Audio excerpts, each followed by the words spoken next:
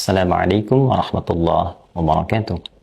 Alhamdulillah, wassalatu wassalamu ala rasulillah, wa ala alihi wa sahbihi wa man walah, wa ba'd. Saudara-saudariku sebangsa setanah air yang kami cintai dimanapun Anda berada. Alhamdulillah, semoga video ini menemui kita semua tanpa kecuali dalam keadaan sehat dan diberikan kemampuan yang sempurna untuk mencintai dan memakmurkan bangsa ini semampu yang bisa kita lakukan dalam rangka beribadah kepada Allah Subhanahu wa Ta'ala. Alhamdulillah, kita yang termasuk ditakdirkan untuk menjadi bagian dari warga negara Kesatuan Republik Indonesia yang kita cintai ini, yang tentunya dalam konteks bernegara, berbangsa, bermasyarakat telah ada aturan bernegara yang disepakati, baik dalam bentuk dasar Pancasila ataupun dalam bentuk turunan undang-undang khususnya yang mengacu kepada Undang-Undang Dasar tahun 1945 dan turunan-turunannya yang disepakati mengatur tata cara kelola bernegara dan menjalani kehidupan berbangsa, bernegara, dan bermasyarakat. Untuk itulah kemudian kita sebagai warga negara tentunya berusaha semaksimal mungkin untuk berkontribusi positif, aktif dalam rangka memakmurkan kehidupan berbangsa, dan dengan itu kita tentu semangat berjuang untuk menyukseskan negeri ini menuju negeri yang berperadaban dan berkemajuan. Dalam konteks itu teman-teman sekalian, ada perbincangan menarik kekinian terkait dengan peraturan pemerintah nomor 28 tahun 2024 yang telah disahkan ditandatangani tanggal 26 Juli 2024, tentunya belum lama ini, baru sebulan ke belakang, terkait dengan undang-undang tentang kesehatan yang tentunya saya membaca, sudah kami download dalam bentuk PDF-nya, ini cukup luar biasa, cukup lumayan, kurang lebih ada 1172 pasal di dalamnya, sampai dengan 484 halaman, dan juga ada poin-poin penjelas yang diantara bagian-bagian pasal-pasal itu ada yang mungkin sekarang menjadi perbincangan dan tidak sedikit menyoal itu sebagai kontroversi. Dalam konteks itulah kita ingin memberikan masukan. Dan dalam masukan ini, wajar saja bila di masyarakat ada pro dan kontra, yang setuju dengan yang tidak setuju, dan tentunya kesetujuan dan ketidaksetujuan ini tentu harus didasarkan pada argumentasi yang positif, yang membangun dan membawa nilai maslahat sesuai dengan tujuan berbangsa, bernegara, dan tentu menghasilkan keadilan sosial untuk seluruh masyarakat Indonesia. Langsung saja teman-teman sekalian, khususnya bagi teman-teman yang tidak terlalu concern atau juga tidak mengamati isu ini secara mendalam, walaupun hal ini kadang seringkali berdampak pada masalah serius ketika terjadi di lapangan.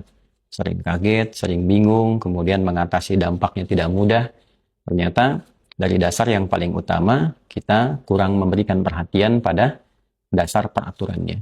Di titik inilah kemudian ada pasal 103 dari peraturan pemerintah nomor 28 tahun 2024 dari 1172 pasal. Kita fokus pada pasal 103. Di sini, di halaman yang ke-47, ya, kita dapati khususnya 103 ini ada poin 1 sampai dengan poin 5 sebelum mengacu pada pasal 104, dan di bawahnya ada keterangan SK nomor 230547A. Ya, saya bacakan dulu secara singkat nomor 1, lalu saya akan highlight pada poin yang paling penting pada bagian berikutnya. Pasal 103, kemudian nomor 1, upaya kesehatan sistem reproduksi usia sekolah dan remaja sebagaimana dimaksud dalam pasal 101 ayat 1 huruf B. Paling sedikit berupa pemberian komunikasi, informasi, dan edukasi serta pelayanan kesehatan reproduksi. Nah, ini jadi saya ingin berikan satu gambaran sedikit bagi teman-teman yang belum menyimak tentang ini, bahwa ada program untuk pemberian komunikasi, informasi, dan edukasi, serta pelayanan kesehatan reproduksi yang menyasar pada 3 target utama. Di antara 3 target ini adalah kalangan anak sekolah dan remaja. Bahkan di pasal sebelumnya kita akan temukan anak-anak dalam usia prasekolah yang dituntun untuk mengetahui tentang bagian organ-organ bagian tubuhnya, khususnya organ-organ yang vital. Nah, dalam konteks ini di pasal 103 ada satu peraturan yang memberikan pedoman dalam konteks tentunya bernegara, berbangsa, bermasyarakat terkait dengan aspek kesehatan. Di sini ada konteks pemberian komunikasi, informasi, dan edukasi, serta pelayanan kesehatan reproduksi, yang objeknya adalah anak-anak usia sekolah dan remaja. Nah, pada konteks pelayanan kesehatan reproduksi ini, kita akan temukan di poin yang keempat dari pasal 103. Bacaannya adalah sebagai berikut, supaya kita bisa mengetahui dengan detail. Poin 4, pelayanan kesehatan reproduksi, sebagaimana dimaksud pada ayat 1, paling sedikit meliputi. Jadi kalau kita kembali ke nomor 1 tadi, bahwa di sini ada pemberian komunikasi, informasi, edukasi, serta pelayanan kesehatan reproduksi. Nah, poin 2, 3, dan 4 terkait dengan pemberian komunikasi, informasi, kemudian ada edukasi. Jadi pemberian komunikasi, informasi, dan edukasi. Di poin yang keempat ini terkait dengan pelayanan kesehatan reproduksi, turunannya sebagai berikut seperti tadi yang saya bacakan. Pelayanan kesehatan reproduksi, sebagaimana dimaksud pada ayat 1, paling sedikit meliputi A, ini poinnya teman-teman, deteksi dini penyakit atau screening, B, pengobatan, C, rehabilitasi, D, konseling, dan E, penyediaan alat kontrasepsi. Nah, di poin 4 bagian E ini barangkali yang menjadi concern kita. Mengapa dalam konteks pelayanan kesehatan reproduksi untuk anak sekolah dan remaja ada poin tentang penyediaan alat kontrasepsi? Dasar pemikirannya apa? Bagaimana kemudian peraturan pemerintah ini disusun dalam konteks melakukan kajian yang tentunya mendalam, bila kajian ini sekali lagi dilakukan sangat mendalam dan diintegrasikan dengan, karena ini terkait dengan sekolah, tentunya undang-undang pendidikan.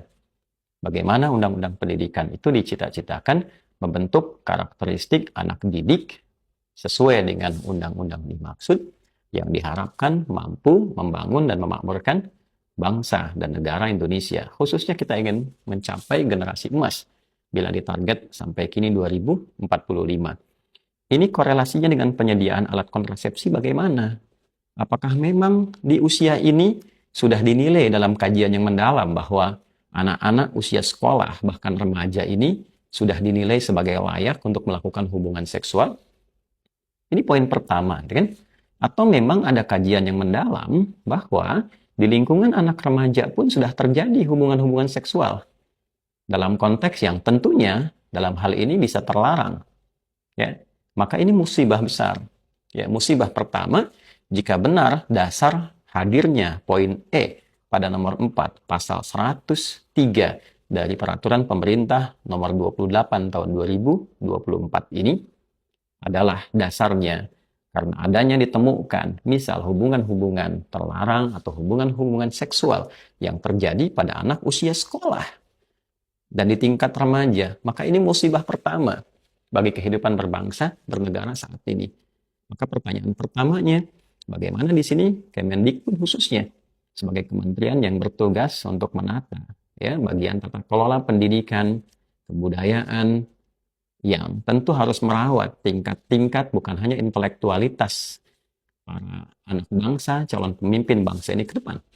Tapi seperti kita ketahui dalam Undang-Undang Pendidikan Nasional itu, khususnya di nomor 20 tahun 2003, di poin menimbang saja dari 5 poin A sampai dengan E, sejak poin B itu, dasar pertama yang ditargetkan oleh undang-undang kita adalah bagaimana membangun kekuatan spiritual, keimanan, ketakwaan, implementasinya akhlak mulia, baru mencerdaskan kehidupan bangsa.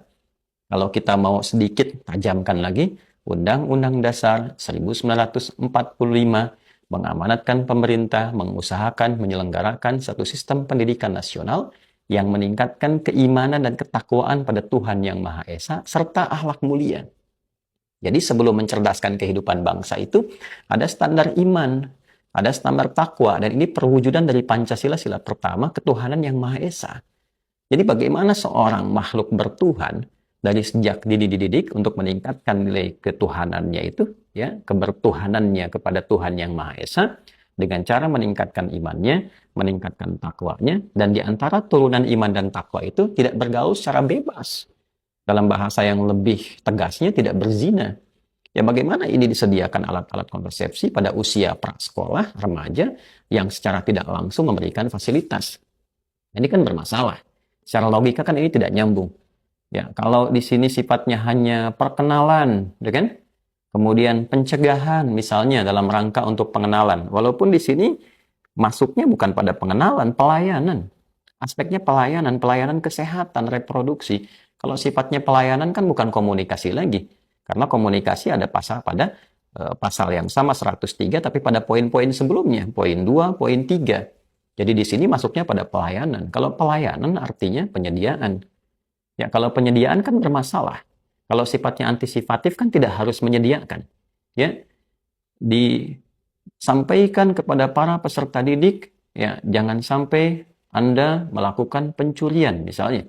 Tapi saat yang sama disediakan barang-barang dituliskan boleh dicuri, kan jadi masalah. Kan? Nah, dengan logika yang sama, dengan logika yang sebangun disampaikan bahwa dalam konteks ini jangan sampai di sini terjadi hubungan yang tidak diinginkan, menjaga alat reproduksi, ya kan? Kemudian disampaikan perilaku seksual beresiko dan akibatnya, ya, yang menyimpang dan seterusnya. Nah, ini poin-poin ini tapi pada saat yang sama dan serupa kemudian diberikan satu pelayanan yang poinnya penyediaan alat kontrasepsi. Ini penting untuk diurai bagian pertama ini karena tidak senafas dengan tujuan dari Undang-Undang Pendidikan itu sendiri. Ada sesuatu yang menurut kami di sini miss. Ya, jangan katakan bahwa oh ini ustadz bukan pakar hukum, bukan ahli undang-undang. Tidak harus menjadi seorang pakar hukum untuk bisa bernegara dengan baik dan mempelajari undang-undang kita supaya dengan niat tujuan kita bisa bernegara dengan baik. Bagaimana bisa menjadi warga negara yang baik kalau tidak tahu cara menjalaninya? Tentu dalam dasar yang ini secara sederhana kita mempelajari, memahami, dan mengamalkan supaya menjadi warga negara yang baik. Itu kan poinnya. Ya, adapun pakar hukum dia bisa mengkonstruksikan, menjelaskan, menurunkan, lalu menjadi ahli. Ya, dalam konteks ahli itu menjamin nilai-nilai hukum itu terjalankan dengan baik. Ketika ada yang tidak terjalankan dengan baik, dia kemudian meluruskan kembali dan memberikan sebuah langkah edukatif yang terkodifikasikan dalam bentuk ilmu pengetahuan yang digali dengan tujuan-tujuan tertentu. Nah, tapi poin ini adalah dengan penyediaan alat kontrasepsi bagi usia sekolah gitu ya, dan remaja yang tertuliskan di sini nampaknya layak untuk dipertanyakan. Terlebih kalau kita buka di penjelasan, kan setelah undang-undang, kemudian ada turunannya peraturan pemerintah, kan ini undang-undang 17 ya, tentang kesehatan tuh. Peraturan pemerintahnya di sini nomor 28 tahun 2024. Setiap selesai menjelaskan tentang pasal-pasalnya, ya, dalam arti mencantumkan pasal, 1172 pasal, dan ditandatangan di sini oleh Presiden, tanggal 26 Juli 2024, lalu di bawahnya nanti ada setnek ya Pak Pratikno tertuliskan, kemudian ada SK di bawahnya itu ya, yang tertuliskan nomor sekian-sekian, baru kemudian poin penjelasan. Nah, di halaman 19 tentang penjelasan setiap pasal ini keterangannya cukup jelas. Jadi pasal 103, 1 cukup jelas, 2 cukup jelas, semua cukup jelas. Nah, ini yang cukup jelas tentang yang poin E di sini apa? Kecukup jelasannya. Tidak diberikan penjelasan. Ya, jadi kalau ada orang bertanya, siapa objek yang diberikan penyediaan alat kontrasepsi ini? Diberikan di bawahnya, penjelasannya cukup jelas. Nah, yang jelas itu apanya? Objeknya siapa, dalam keadaan apa, dalam konteks bagaimana, dan dalam kajian sinergitas dengan undang-undang lain dengan tujuan menghadirkan pendidikan, terutama di negeri yang kita cintai ini, terlihat adanya kontradiksi. Ya, satu sisi ingin meningkatkan iman dan takwa, sisi lain difasilitasi tentang satu benda yang melanggar ketentuan iman dan takwa. Dalam konteks anak usia seperti ini, kan di undang-undang pernikahan dibolehkannya usia berapa seseorang menikah sebagai warga negara? Masa anak usia sekolah, dan ini kan turunan dari pasal sebelumnya, pra-sekolah, sekolah, kemudian remaja, lalu setelah itu kan baru ke aspek menikah. Ya kan? Ini kalau kita baca 3 objeknya kan seperti itu. Nah ini kan anak-anak belum usia menikah, usia sekolah dengan remaja. Kok sudah disediakan alat kontrasepsi? Sementara Undang-Undang Perkawinan menetapkan usia batas minimal, Undang-Undang Pendidikan meningkatkan iman dan takwa, Undang-Undang Kesehatan di peraturan pemerintah justru menyediakan satu alat yang kontradiktif dengan kedua peraturan yang pertama tadi. Nah, ini kan jadi persoalan. Nah, oleh karena itu, saya kira ini penting bagi kita untuk duduk kembali, untuk merenungkan. Mohon maaf, ini bangsa ini mau dibawa kemana gitu. Ya, generasi sekarang ini mau dibawa kemana? Kita berharap ada generasi emas 2045. Ini kan aturan sudah jelas, undang-undang sudah ada, turunannya sudah lengkap. Tinggal bagaimana mengimplementasikannya aja dalam kehidupan kita keseharian. Bila memang ada kasus terjadi, misal di lingkup usia dini, saat sekolah, saat remaja, terjadi kasus, pertanyaan besarnya bukan difasilitasi disediakan, tapi bagaimana itu dicegah. Kenapa terjadi demikian? Baiknya, misal, karena beredar video-video pornografi yang menyebar dan mudah diakses, sehingga terjadi tindakan-tindakan penyimpangan. Maka dikoordinasikan dengan Kominfo, supaya itu semua ditutup. Ya kan? Kemudian ada pendidikan, ada pendampingan di sekolah, ada penguatan di keluarga. Nah, ini poin pentingnya, disinergikan dengan turunan-turunan lainnya. Nah, ini problem terbesarnya adalah, seringkali kita mengatakan bahwa NKRI, Garuda di dadaku, kan? Kita kan punya nilai, punya aturan. Mengapa kemudian aturan negara lain dengan kebudayaan orang lain harus dipaksakan untuk dibawa ke dalam konteks kehidupan berbangsa, bernegara di negeri Indonesia yang kita cintai ini? Di Barat, biarkan dengan kebarat-baratannya. Budaya yang ada di Arab tidak harus selalu sama dengan budaya yang ada di Indonesia. Justru kita bikin aturan, undang-undang, karena telah melihat karakteristik masyarakat kita ini seperti ini, yang cocok demikian. Adapun nilai keagamaan, value-nya kemudian dilekatkan untuk membimbing kehidupan berbangsa, bernegara. Dan tidak mungkin bertentangan dengan nilai-nilai kebangsaan, kenegaraan. Karena saat membentuk semua aturan itu, para agamawan, ya, para cendekiawan, semua bersatu, duduk bersama. Jadi ada kesepakatan yang telah dibangun. Nah, oleh karena itu, orang tua kita dahulu tentunya sudah melihat karakteristik, merumuskan itu semua. Bila memang di Barat ada problem seperti ini, ya tidak harus dibawa ke dalam ranah kehidupan kita, lalu difasilitasi, dan turunan-turunan lainnya. Saya agak miris kemudian melihat buku-buku yang diajarkan pada anak sekolah saja di tingkat yang sangat dini, tingkat SD misalnya. Sekarang coba dicek kembali. Apakah kurikulum anak-anak ini telah diriset sesuai dengan keadaan usianya? Bagaimana mereka bergaul dengan karakternya, bermain, berkeseharian. Mau dibentuk apa anak-anak ini? Coba dicek. Buku-buku yang mereka bawa, berangkat jam berapa, pulang jam berapa, apa yang mereka pelajari, apakah sesuai dengan kebutuhan mereka berdasarkan tingkat usianya? Atau jangan-jangan hanya diberikan beban-beban tertentu, capaiannya juara ini dan itu, tapi juara yang diharapkan ini tidak memberikan pendampingan mereka untuk menjadi juara menjalani hidup mereka sesuai dengan usia mereka. Ini poin besar. Nah, saya pernah cek buku-buku di anak kelas 4 SD saja, itu sudah diajarkan dengan gambar dan turunannya tentang reproduksi. Jadi memang anak-anak ini dipacu lebih cepat dari masa-masa usianya. Di kita ingat tidak ada pergaulan bebas. Di Eropa mungkin terlihat pergaulan bebas nampak dalam keseharian, pergaulan yang tidak ada kontrol. Di kita itu nilai ketimuran masih tinggi. Lalu diberikan buku-buku itu, nah anak-anak kan melejit pemikirannya, imajinasinya, macam-macamnya dan sebagainya, jadi persoalan. Dalam saat yang bersamaan mereka mengakses konten-konten di YouTube, handphone masuk ke kantong mereka, maka merubah karakter mereka, tindakan mereka. Lihat cara bicaranya. Ya, geser 10 tahun ke belakang. Bagaimana anak-anak dulu dengan anak-anak sekarang? Dalam berperilaku, bertutur, bersikap, sesuai nggak dengan harapan undang-undang kita? Bahkan di undang-undang pendidikan itu sendiri. Nah, sekarang problemnya muncul lagi. Hal demikian seperti dituliskan dalam pasal 103 di Undang-Undang nomor 17 turunan dari PP nomor 28 tahun 2024. Tentu ini adalah poin untuk saling kita bersinergi. Ya, tidak boleh juga diniatkan untuk menjatuhkan, menjelekkan atau menyoal pihak tertentu, tidak. Tapi ini dalam rangka kita berkontribusi positif memikirkan bagaimana negara ini nanti akan diisi dan dibangun oleh generasi emas ke depan. Kita yang hadir sekarang tentu akan saling menggantikan. Pemimpin yang sekarang akan digantikan dengan pemimpin berikutnya.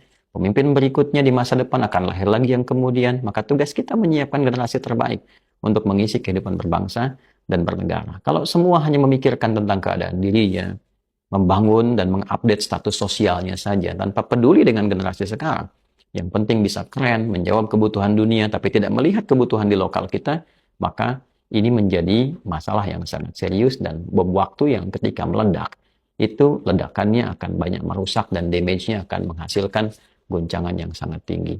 Oleh karena itu, mari kita semua merenung kembali untuk bersama-sama setidaknya menjelang kemerdekaan ini meresapi dan mendalami pengorbanan para pejuang kita yang telah mengorbankan darah, keringat, air mata, dan segala hal yang mampu dipertaruhkan demi kita merasakan hidup yang nyaman sampai detik ini.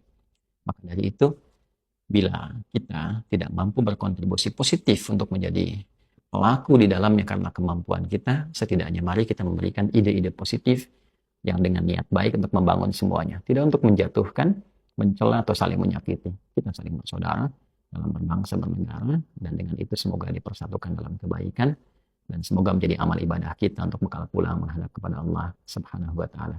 Sekali lagi, mohon diperkenankan untuk diperbaiki.